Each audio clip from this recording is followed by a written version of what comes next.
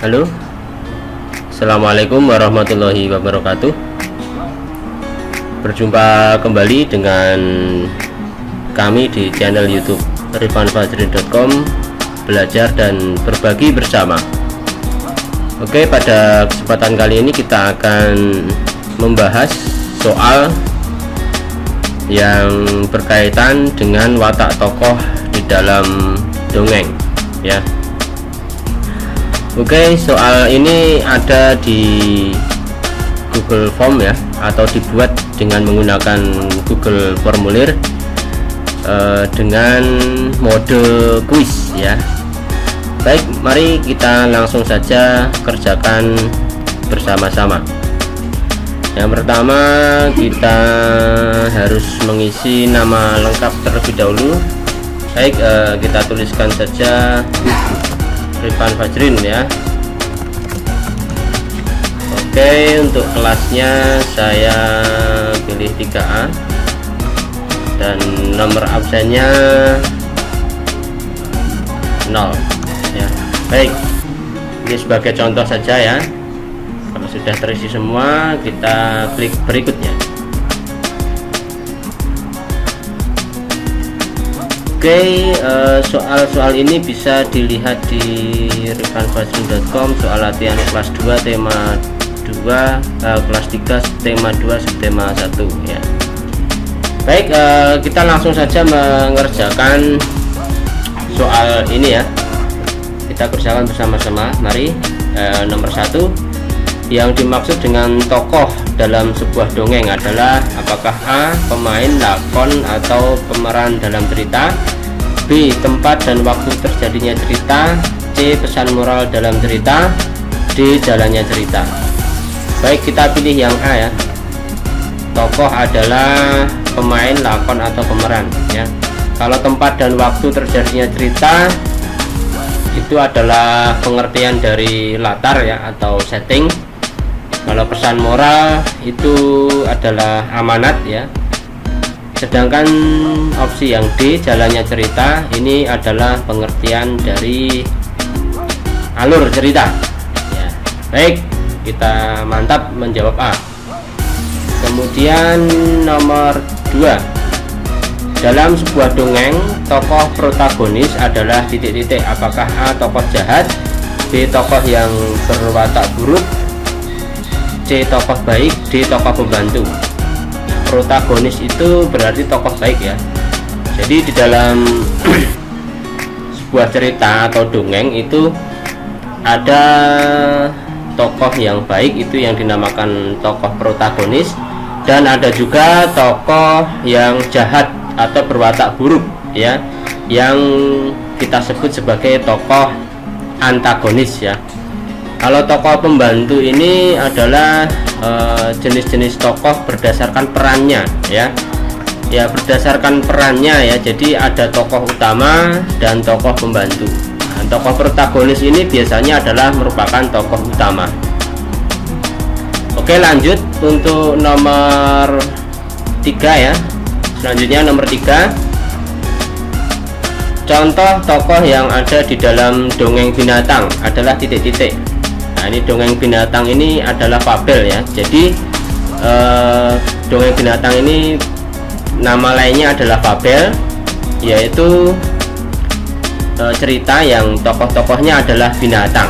Nah, karena binatang maka contoh tokohnya adalah yang A ya, cici kelinci ya. Baik, cici kelinci. Kalau pohon mangga ini berarti tokohnya sebatang pohon ya. Ini berarti tokohnya tumbuhan, bukan binatang. Kalau sang angin topan ini tokohnya adalah benda mati ya. Kalau Pak Tani yang malang ini berarti tokohnya manusia. Nah, tokoh yang dongeng binatang berarti yang cici kelinci ya. Oke, kelinci yang bernama Cici ya. Selanjutnya nomor 4, watak seorang tokoh di dalam sebuah cerita bisa dilihat dari hal-hal berikut kecuali. Nah, ini kita ingat pelajaran yang kemarin ya, yaitu tentang menentukan watak tokoh dalam sebuah cerita. Jadi watak tokoh dalam sebuah cerita bisa kita lihat dari perkataannya ya. Misalnya dia berkata mudah sekali soal-soal itu ya, tidak perlu belajar, aku pasti bisa mengerjakannya. Nah, ini dari perkataan tersebut kita bisa mengetahui watak tokohnya adalah sedikit sombong ya, atau suka meremehkan. Nah, ini dari perkataannya ya. Contoh yang lain adalah dari perkataannya, misalnya Bu, saya berangkat ke sekolah dulu ya, kata Budi. Nah, berarti dari perkataan Budi itu kita bisa ketahui bahwa Budi adalah seorang anak yang sopan santun ya, karena dia berpamitan kepada ibunya sebelum berangkat ke sekolah misalnya ya. Baik, itu dari perkataannya ya, bisa kita lihat. Kemudian watak seorang tokoh bisa kita lihat juga dari perbuatannya ya. Misalnya ada seorang tokoh dalam sebuah cerita yang suka menolong, nah maka wataknya adalah seorang yang penolong ya. Kalau dia suka memberi, berarti wataknya adalah dermawan begitu. Ini perbuatan, ini sama dengan opsi tindakan ya. B dan C ini sama. Nah, watak seorang tokoh ini tidak bisa dilihat dari namanya ya. Jadi nama ini tidak menentukan watak tokoh seseorang ya. Ada nama yang namanya bagus tapi wataknya buruk, nah itu ada juga. Jadi nama ini tidak menentukan watak seorang tokoh ya. Meskipun di dalam sebuah cerita memang pengarang itu biasanya memberikan nama yang jelek ya untuk tokoh-tokoh yang berwatak jelek ya, misalnya Panjul. Nah ini tapi di dalam kehidupan sehari-hari tidak bisa ya kita menentukan watak tokoh itu dari namanya ya. Bisa dipahami ya, mudah-mudahan. Oke, jawabannya adalah yang D, namanya. Selanjutnya, nah ini yang saya jelaskan tadi ya. Bu, Indra berangkat ke sekolah dulu ya, kata Indra kepada ibunya. Nah, watak tokoh Indra adalah sopan dan santun ya, seperti yang saya jelaskan tadi ya. Jawaban manja, penakut, percaya diri ini juga salah ya, tidak tepat ya. Percaya diri ini adalah watak yang baik, tapi tidak sesuai dengan ilustrasi yang ada di dalam soal ya. Baik, selanjutnya, nah ini ada percakapan antar tokoh dalam cerita. Kita sudah ketinggalan 2 gol, kita pasti kalah, kata Fajar. Jangan begitu, masih ada 45 menit babak kedua, kesempatan menang masih ada, sahut Dono. Nah, ini pertanyaannya adalah watak Fajar ya. Watak Fajar adalah titik-titik. Nah, ini perkataan Fajar ini berarti ya, jadi kita menentukan watak tokoh dari perkataannya ya. Perkataan Fajar adalah kita sudah ketinggalan 2 gol, kita pasti kalah. Nah, maka wataknya apa ini? Apakah A, semangat, B, optimis, memiliki harapan besar, atau C, mudah putus asa, D, pemberani? Nah, tentu jawabannya adalah yang C ya, mudah putus asa. Nah, sedangkan Dono, kalau ada pertanyaan wataknya Dono bagaimana? Dia masih tetap optimis ya, masih tetap semangat ya. Meskipun sudah ketinggalan 2 gol, dia masih akan berusaha di babak kedua ya, berusaha untuk mengejar ketinggalan. Nah, ini. Oke, sekarang lanjut ke soal nomor 7 ya. Latar tempat pada cerita di atas pada nomor 6. Nah, ini berarti cerita ini ya adalah titik-titik. Nah, karena ini main sepak bola ya, 2 gol ini berarti kan main sepak bola. Nah, latar tempatnya berarti di lapangan. Nah, bukan kantin sekolah ya. Masa kita bermain sepak bola di kantin ya. C, kolam renang ini juga tidak tepat. Studio musik juga tidak tepat ya. Selanjutnya nomor 8. Zahara merasa kasihan melihat pengemis itu.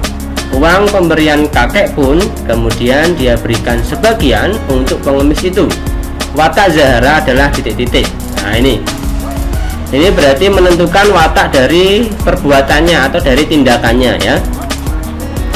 Zahara memberikan sebagian uang pemberian kakek untuk pengemis itu. Berarti Zahara wataknya adalah apakah A kikir atau pelit, B hemat, C suka menabung, D dermawan. Nah, berarti yang dermawan ya. Kalau kikir atau pelit tentu dia tidak mau memberikan uangnya ya. Terus hemat dan suka menabung ini meskipun watak yang baik tapi tidak sesuai dengan ilustrasi pada soal. Nah, lanjut ya. Nomor 9. Salma adalah seorang anak yang rajin. Setiap pagi Salma selalu titik-titik. Nah, ini berarti anak rajin ini berarti setiap hari manakah yang paling tepat ya ilustrasinya? Apakah A membantu ibu memasak di dapur atau menyapu halaman, B bermain game di HP, C minta dibuatkan susu padahal dia bisa membuat sendiri, D bermalas-malasan di kasur. Nah, ini berarti kalau rajin berarti membantu ibu memasak di dapur atau menyapu halaman. Yang jelas dia melakukan aktivitas yang bermanfaat ya, yang positif. Nah, ini. Lanjut ke soal terakhir ya, nomor 10. Pesan moral di dalam sebuah cerita disebut dengan titik-titik. Pesan moral berarti amanat ya, mana amanat. Nah, ini sudah saya jelaskan tadi ya di soal nomor 1 bahwa pesan moral itu adalah amanat. Nah, kita ulang kembali, kalau tema berarti inti cerita. Kalau tokoh itu adalah pemeran ya, pemeran dalam sebuah cerita ya. Kalau penokohan itu berarti watak ya, watak tokohnya. Kalau yang C latar itu adalah tempat atau waktu terjadinya sebuah cerita ya. Baik, kita sudah selesai mengerjakan atau menjawab 10 soal ya. Kita periksa kembali apakah sudah terisi semua. 1, 2, 3, 4, 5, 6, 7, 8, 9, dan 10. Baik, sudah terisi semua ya, berarti kita kirim jawaban kita. Menentukan watak tokoh dalam dongeng, yakin sudah mengerjakan dengan benar? Ya, saya yakin ya, maka kita lihat skornya ya.